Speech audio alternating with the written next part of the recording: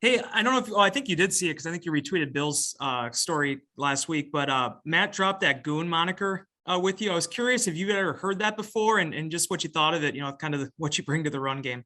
Uh, the hockey analogy, is that what you're Yeah, referring to? yeah, right. Yeah, I mean, he gave me that title my first year here, back in 2019 or whatever. We kind of had the goon package. I believe a couple of guys did like a little report on it. It was me and Jake Kumro. Shout out my Steve's brother, Jake Coombs.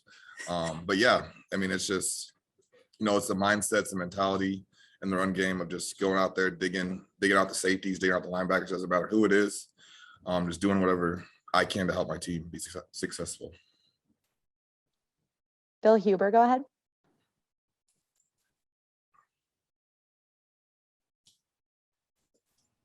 Hey, Alan. So obviously you've had a lot of big plays receiving, a lot of big plays rushing that you've been a part of.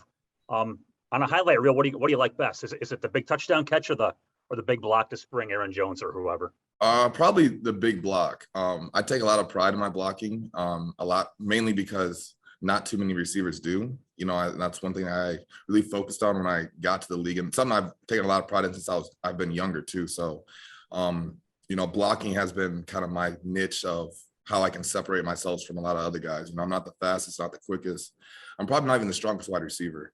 But I take a lot of pride in just executing and just doing whatever I can to help my teammates be successful. So I get a lot more joy, knowing I made the right block, especially if it's not the conventional block, if the play's not designed up like that. So, perfect example, the Tennessee game, I think it was the first play or something like that of the second half where Aaron broke out for like 70 yards, gets tackled at the 5-yard line. I was just blocking the corner. That's all I had to do. And then I ended up, kind of working up to the safety and be able to get my hands on him, which helped him get another 40, 50 yards. So that's the type of things that I take a lot more joy and pride in. But scoring touchdowns is fun too. Don't get me wrong. If you're just joining us, just remember to raise your hand if you have questions for Alan. Wes, go ahead. Alan, were you like that back at Iowa State? Oh, good luck tomorrow, by the way. But were you like that too at Iowa State? Did you have that mentality with the run? Yeah. I think it was my sophomore year. We played Oklahoma State, and we ran like a triple option with our quarterback Joel Lanning. He ended up keeping the ball, not pitching it, and kind of ended up walking about 25 yards out. But I was on the backside blocking a corner, and I took him, 25, 30 yards through the back of the end zone and kept blocking him. So yeah, I've definitely had that mentality, that passion and that love for doing whatever, whether it's running a route, setting a pick route, running a rub, blocking, taking the top off, whatever it is, whatever I'm doing, I'm just trying to do it to the best of my ability to help my team be successful. Bill Huber. Yeah, you mentioned a minute ago that you're not the fastest, but I think back to that New Orleans game last year where you got behind them. Obviously, the Rams game here in the playoffs. So what allows you to make those big plays if you're not the fastest? I guess it's a lack of respect for my speed. I'm not the fastest, but doesn't mean I'm not fast. I think a big thing for me is I'm deceptively fast because I'm a taller wide receiver and I'm a little bit thicker. I have long strides. So, it may look like I'm moving slower from the average eye, but, I'm covering a lot of ground and I'm learning on how to control my body a lot better too in the situations to be able to long stride and then short stride and break somebody off as well. Wes, do you have another question? Yeah, Alan, how'd you feel the training camp went for you? I know a little bit different, well, not compared to last year, but not playing in the preseason games. But what were the check marks you were looking to achieve, and just how do you feel that process went in camp? Camp was awesome. I told a lot of guys, I said, camp probably won't be like this continuously throughout, your entire career. So kind of knowing the parameters of the season with all the outside stuff going on. We have a very vet heavy team. And so we kind of peeled back in a sense, and I'm given that my opinion's given from the standpoint of when I went through camp in Jacksonville, right. And we were going a lot more plays, a lot more padded practices, a lot more physical and a lot hotter and more physical practices.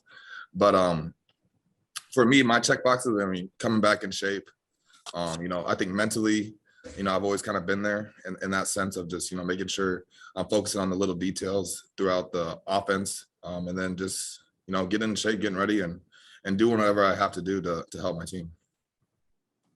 Jason Wilde, go ahead.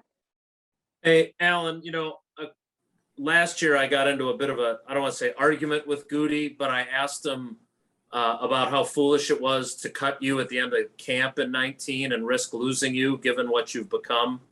And now you're not even playing in preseason games because you're as important as you are to what you guys do.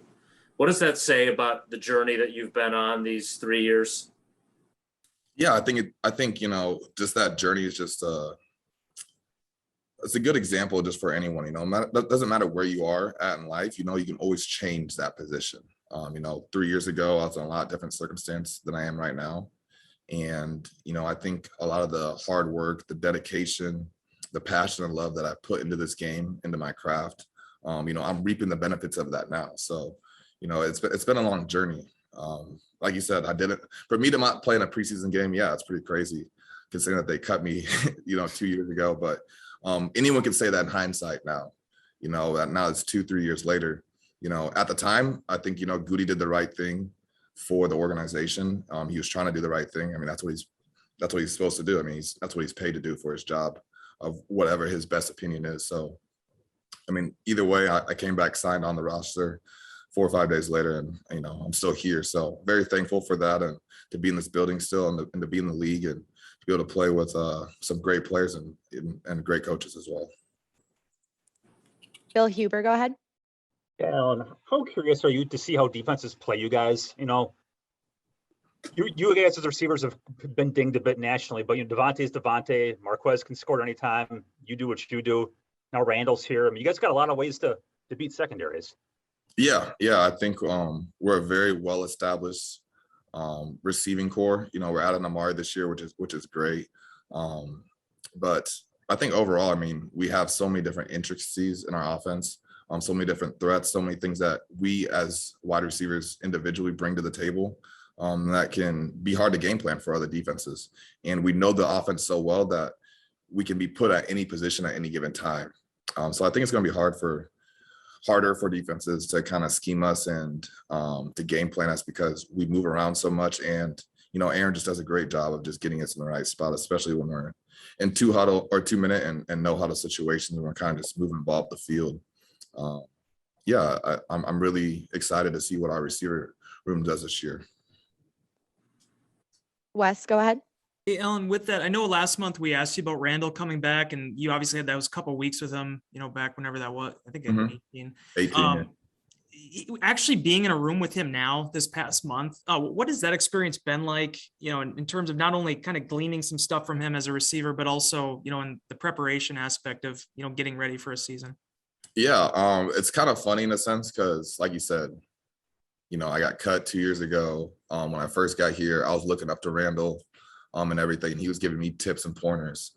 And now, flip the script 3 years later, I'm sitting in the meeting rooms, I'm on the field, hey, this is what we're kind of thinking in this situation. Hey, this is what 12 wants, this is how we kind of do things. So it's been great to, have him bring that veteran status, that leadership and work ethic. Really, I think that's something that he really prides himself in, and you see that in Davante as well. As that's been the thing within the room for several years now. So being able to work with him, I'm very, very fortunate to have him in the room with us and his leadership skills. So it's great to kind of be able to bounce things off him and see what his thoughts and ideas are, because a lot of the stuff too that, we in a sense play the same position. So, I'm learning and picking up a lot of stuff that I didn't do before or didn't know about before when it comes to running routes and timing of things and separation. So, I think we've been able to grow together a lot. Jason Wilde, go ahead. Alan, thanks for your answer earlier. Goody's not my boss, so I can say that it's a mistake to cut a guy that ends up being your number 2 receiver. I'm just wondering now, though, where you're at today.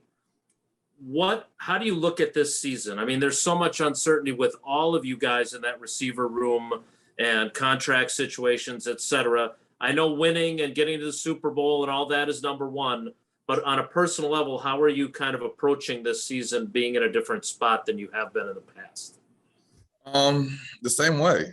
I don't really believe in trying to change up a lot of things, going into the year and everything. I've never really been a selfish personal guy. There's, like you said, there's obviously a lot of stuff that will happen at the end of the year, but I think we'll cross that bridge once we get there. For me, and I think a lot of the team, we're just focused on the Saints right now.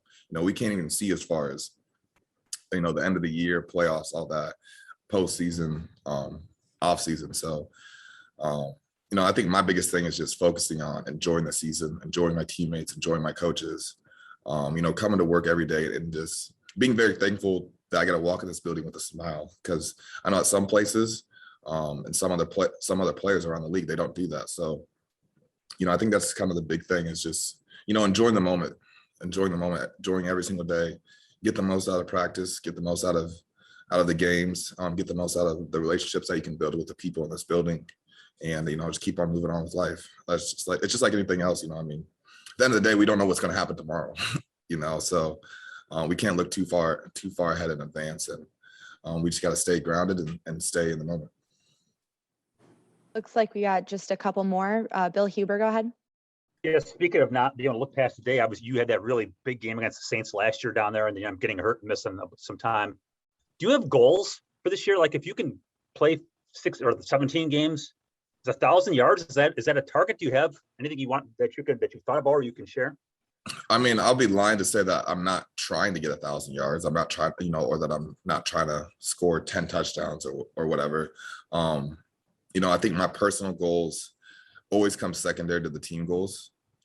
So my personal goals are built into the team goals in a sense of, if I'm having 1,000 yards, that means we're probably winning a lot of games, that we're being very successful. So it's not I just want 1,000 yards just to have 1,000 yards, but I know that me getting 1,000 yards or me getting set amount of touchdowns or me getting, enough dig out blocks, inserts, whatever, is going to put our team in the best position to win, be successful, and go win that Super Bowl that we've been, working after for the past three years very hardly. So yeah, my personal goals are just, they're personal. I really don't share them with too many other people. But at the end of the day, they all stem from the team goal of going out there and be able to put the team in the best position to be successful and win the Super Bowl. Jason Mildy, go ahead. Hey, Alan, you and I have some history together. I mean, I've told the Hakuna Matata story, so please understand when I ask you this, I'm not trying to be a jerk about it, okay? I don't want to damage if I ever get back in the locker room, I want to be able to talk to you normally. Right. But we've only talked to you via Zoom. It would kind of appear that maybe the guys that have not gotten vaccinated are the ones that we're not seeing at the podium. I'm not asking for politics. I'm asking purely from a football perspective. If that's the case, has it challenged you in any way? Because the NFL has made it pretty inconvenient for guys that make that choice. Are you able to interact with your guys the way you'd like to? Are there limitations that you're facing that other guys aren't, if that's the case? Yeah, I think this whole thing is obviously a challenge for everybody, not just us within the building, but, across the country and across the world. But as far as for us in this building, I think we're just focused on football and just putting ourselves in the best position to be successful. Wes Hodkowitz. Hey, Alan, I wanted to ask you quickly about Adams, or otherwise known as Davante. You were the one that sort of started, the top two, not to see him start to get some of this though. It's number 6 with top 100. The 99 for Madden, maybe higher in your opinion. Yeah. But that being said, as an onlooker, as a friend, as a teammate, what has that been like to kind of watch him start to get those accolades for what he's done the past few seasons? Oh, it's cool, man. I mean, I get to play with one of the best, honestly, 3 of the best at their respective positions. You got Aaron, Davante, and Bach. And, just to be a part of a team with one of those guys is pretty incredible, let alone 3. And to be able to have one in my room is even more of a blessing. So to see him, hit all his accolades, I take some pride in that too, because that means I'm doing my job as far as I'm a distraction. I'm opening something up. I'm setting a pick route. I'm doing whatever I can to help him be successful. So, I definitely take a lot of pride in the individual accolades that others get throughout the season, at the end of the season and stuff too. So, yeah, Davante's great. I mean, couldn't ask for a better leader in our room. Couldn't ask for a better wide receiver, a better man, a better friend, and a better leader out of him. I think from our relationship, how it's grown over the past 3 years of, when I first walked in this building, I was just very wide-eyed, very quiet, and, my ears were open fully. So be able to take in a lot of the stuff that he's taught on and off the field, I think I can reflect and say that a lot of my success goes back to Davante and his teachings, and not just X's and O's, but just on how to carry yourself as a man, how to carry yourself as a professional. And it's been very infectious to me. I know it has been to Marquez, and it's trickled throughout our entire room as well as the team as well. So Davante, not number 6, not number 6 in my book. No, he's definitely top 5. I would say probably him and Aaron at least in the top 3. Maybe 4. We can argue with the whole defensive stuff, but I won't get too political with you guys right now. It's early in the season. I don't need my Twitter mentions blown up.